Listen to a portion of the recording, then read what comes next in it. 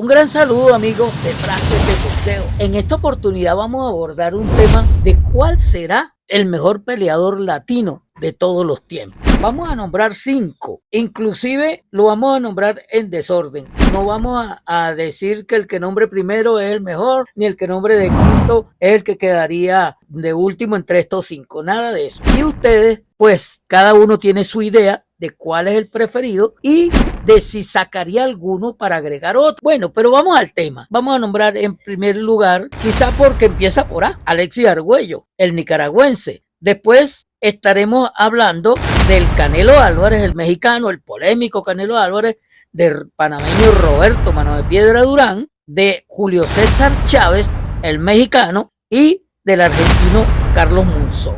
Vamos a ir más o menos respetando ese orden, pero recordando las cosas buenas de estos grandes campeones. Por ejemplo, Alexis Argüello es un hombre de una campaña extensa, nació en el año 52, o sea que ahorita tendría 72 años. Alexis Argüello era un hombre que empezó su campaña juvenil muy joven en su natal Managua. Ahí se tropezó con una oportunidad de que el ex campeón cubano-español José Legrá quería una pelea de preparación para ir por la revancha con el brasileño Eder Joffre, que lo había destronado por decisión. Legrá, eso fue en el año 74, y Legrá ya había sido campeón mundial anteriormente. Después volvió a la corona mundial derrotando a Clemente Sánchez en una pelea muy polémica, donde Clemente no dio el peso y se convirtió en el primer campeón que perdía el título de la balanza. Pero Argüello comenzó ahí. Legrá se equivocó escogiendo a Argüello para la pelea de preparación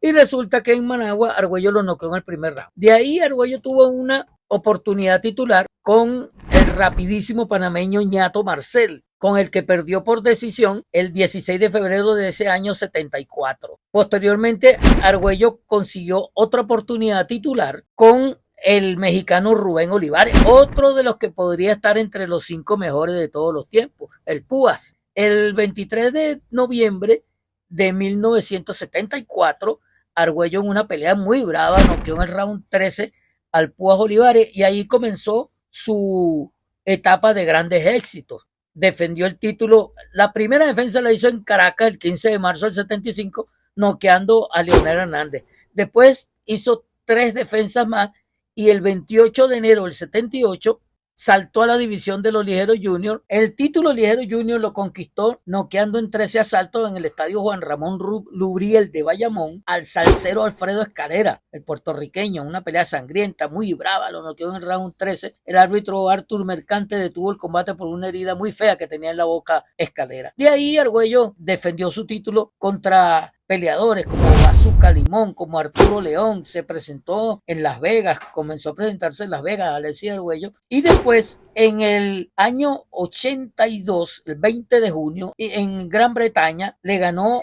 al campeón de la AMB Jim Watt y capturó por una tercera corona, esta vez en el peso ligero. Ahí también llevó adelante Argüello varias defensas ante rivales peligrosos, por ejemplo, Raimundo Mancini, por ejemplo, el mexicano Roberto Elizondo, Vilomar Fernández. Bueno, después a Argüello se le metió entre ceja y ceja invadir la división de los superligeros o welter junior y capturar una cuarta corona. Ahí se enfrentó el 12 de noviembre del 82, se enfrentó al halcón Aaron Pryor en el Orange Bowl de Miami, en una pelea bravísima. Después de 14 durísimos asaltos, el árbitro Stanley Christodoulou detuvo el combate porque Alexis estaba contra la cuerda indefenso y Pryor castigándolo. Alexis se empeñó en una revancha, quería la revancha, efectuó 2 peleas ya en el año 83, las ganó por nocaut, y el 9 de septiembre en Las Vegas se volvió a enfrentar a Pryor, perdiendo por nocaut en 10 asaltos. Cayó 3 veces a la lona Argüello,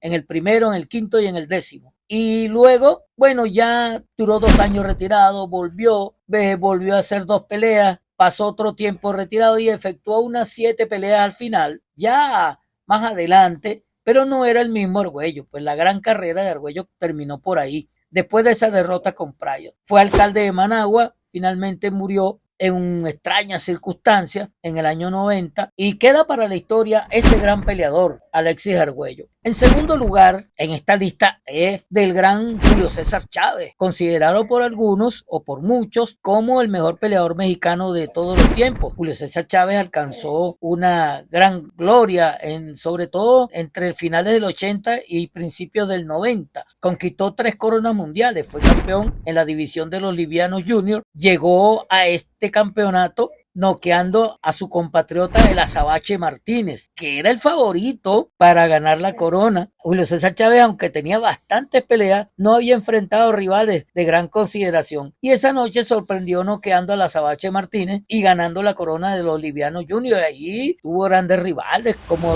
el mexicano Rubén Castillo, se enfrentó incluso al tío de Floyd Mayweather y lo venció esta vez en este peso y después por la corona de los welter juniors. Julio César Chávez libró grandes batallas y es un peleador que en cada división en que reinó, como les dije, en ligero junior, en liviano y en welter junior o superligero, en cada una de las divisiones defendió el título gran cantidad de veces, que es la diferencia con otros campeones latinos grandes como Wilfredo Gómez, como Roberto Durán, que fueron campeones en una categoría donde se extendieron como monarcas, pero en las otras donde reinaron fueron fugaces. Eso no pasó ni con Alexis Argüello ni con Julio César Chávez. Julio César Chávez dio muchas glorias al boxeo mexicano. Creo que su pelea cumbre fue en peso ligero cuando enfrentó al Chapo Rosario y capturó esa corona. Ganó por nocaut al Chapo Rosario después de una pelea muy dura. Chávez dice que el hombre de más fuerte pegada que él enfrentó fue el Chapo Rosario. Pero después, en marzo del año 90, se enfrentó a Meldrick Taylor por unificando las coronas de los superligeros y fue una pelea muy polémica que ganó Chávez en los últimos 3 segundos del último round, una pelea que iba perdiendo. La detuvo el referee Richard Steele y fue polémica la detención. Hay quienes piensan que debió dejarla continuar porque ya había terminado. Hay quienes creen que la remontada de Chávez fue histórica y merecía ganar la pelea. Bueno, Julio César Chávez después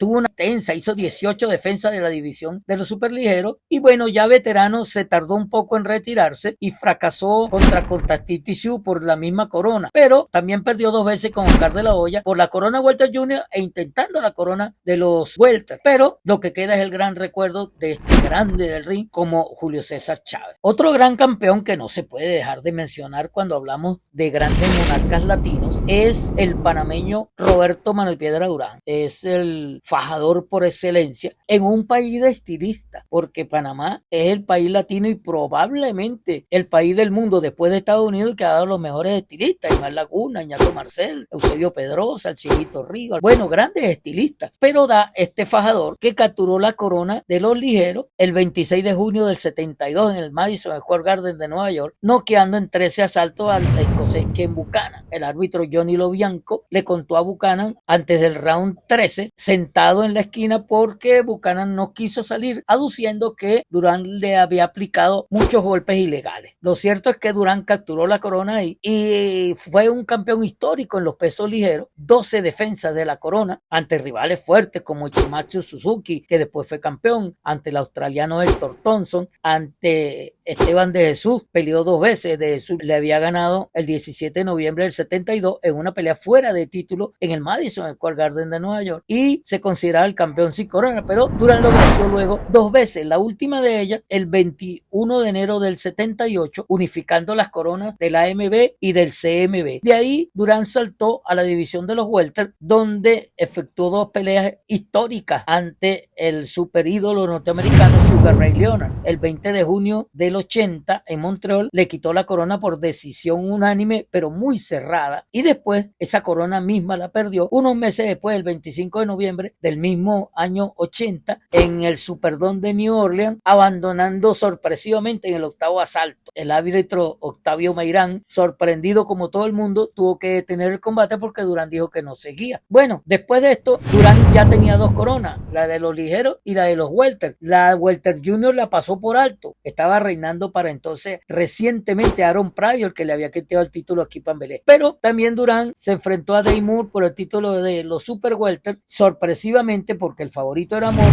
Durán lo noqueó en 7 asaltos y después capturó también la corona de los medianos, completando ostentando 4 coronas, uno de los primeros y de los pocos tetracampeones que hay en el boxeo latino. Ya recientemente ha habido varios, pero en Japón ha habido ahora, por la profusión de organismos y por la profusión de categorías, ahora es más accesible ese récord de conquistar 4 coronas. Pero bueno, Manuel Piedra Durán es un inolvidable, para muchos es el mejor de los latinos. Sin embargo, pero lo dejamos a juicio de ustedes, en qué lugar estaría entre los grandes latinos el gran Roberto Manuel Piedra Durán. Otro latino muy popular que debemos mencionar porque es el hombre del momento, el gran Saúl Canelo Álvarez, muchacho polémico que tiene un gran marketing, es el hombre que más gana dinero en el cuadrilátero por cada presentación, se lleva unos 40, 80 millones, por puramente la bolsa se está como mínimo en 35 millones, como mínimo. Y después, si le contamos el pay-per-view y otras cositas por ahí, pues el hombre tranquilamente llega a 70, 80 millones por cada presentación. De manera que este Canelo Álvarez es un hombre que despierta mucha polémica entre sus propios paisanos mexicanos. Hay muchos que quieren que gane, otros que quieren que pierda. Ha conquistado 4 coronas, es el campeón absoluto de los supermedianos. Intentó la corona de los semicompletos, la logró en una oportunidad, pero después fue derrotado por Dimitri Bivol y es una de las pocas derrotas que tiene en su carrera. De modo que este Canelo Álvarez, quierase o no, es uno de los mejores de todos los tiempos. Se ha enfrentado a grandes rivales como Floyd Mayweather, como el mismo Dimitri Bivol, los que lo han derrotado, pero él ha derrotado a Shane Mosley, derrotó a Miguel Cotto, ha derrotado a un paisano con quien tuvo gran rivalidad, aunque este no calza los puntos de él, que es el hijo de la leyenda Julio César Chávez, pero también ha derrotado al cubano Erislandy Lara. Tiene grandes triunfos, Billy Joe Saunders, el británico, de manera que Canelo ha enfrentado a los mejores, tiene 2 triunfos, uno de ellos muy discutido sobre Triple G, GGG, el kazajo Gennady Golovkin, otro de los grandes rivales que ha enfrentado. Canelo tiene una carrera extensa y unos triunfos indiscutibles. Recientemente le ganó a Jaime Munguía una pelea brava en la que Canelo se consagró como un hombre científico en el ring, un hombre que sabe calcular, que sabe pelear. De modo que polémico como él solo, pero indiscutiblemente un campeón de gran calidad. Y ya ustedes me dirán qué les parece lo que se pueda decir sobre el Canelo Álvarez. Finalmente vamos a hablar de un gran campeón argentino que llenó una época en los pesos medianos, una de las divisiones históricas del boxeo, la división en que militó Sugar Ray Robinson, que militó Jay LaMotta, que limitó el pelón Marvin Hagler, recientemente Gennady Golovkin, un poco más atrás en los 2000 Bernard Hopkins. Es decir, ha habido grandes campeones en todas las épocas en esta división de los medianos. Carlos Monzón peleó mucho en Argentina, tenía más de 50 peleas en su país natal y solamente había perdido 3. No era un peleador muy atractivo. Nicolino Loche, su paisano, era el rey del Luna Park, el hombre que movía a las multitudes con su estilo defensivo y, digamos, teatrero, digamos, histriónico. Y Monzón era más frío, un hombre que golpeaba fuerte, se basaba en su estatura y su alcance de brazo. Bueno, Monzón le tocó ir a Roma el 7 de noviembre de 1970 al Palacio de los Deportes de Roma a enfrentar al italiano Nino Benvenuti, al cual noqueó en 12 asaltos y de ahí en adelante ejerció una dictadura de 7 años en la división de los medianos. Cuanto retador le aparecía, el propio Benvenuti le dio la revancha en Mónaco y lo noqueó. Después le ganó 2 veces a Emily Griffith, le ganó a Benny Brisco, le ganó 2 veces al francés Jean-Claude Bautier, le ganó a Mantequilla Nápoles. 14 defensas completó Carlos Monzón, las 2 últimas de ellas ante el colombiano Rodrigo Valdés. Una el 26 de junio del 76 y otra el 31 de julio del 77, que fue su última pelea. En esa última fue a la lona en el segundo round. El colombiano Rodrigo Valdés fue un gran rival, pero Monzón al final lo derrotó por decisión. Tuvo más de 80 peleas invicto Carlos Monzón después de su última derrota, una de las pocas que tuvo. 3 derrotas solamente tuvo en el boxeo profesional Carlos Monzón. Después Monzón Murió el 8 de enero del 95, había cumplido una condena por un incidente fatal con su esposa de entonces, Alicia Muñiz, a quien él llamaba Pelusa. Tuvieron un inconveniente y ella cayó de un balcón, esto le provocó la muerte. Monzón pagó cárcel por esto, pero ya estaba a punto de salir por buena conducta. Y bueno, porque era Carlos Monzón, un personaje en Argentina pues de gran fama y fundamental en el deporte. Sin embargo, lo sorprendió la muerte en un accidente automovilístico el 8 de enero del año 95. Queda para la historia el gran Carlos Monzón, considerado uno de los grandes medianos de todos los tiempos y por supuesto entre los mejores latinos de la historia del boxeo. Ustedes agregan o quitan el que ustedes quieran, por supuesto. Y esto es una colaboración de frases de boxeo para el intercambio de ideas, para las sabrosas polémicas boxísticas acerca de cuál es el mejor peleador latino de todos los tiempos. Un gran saludo.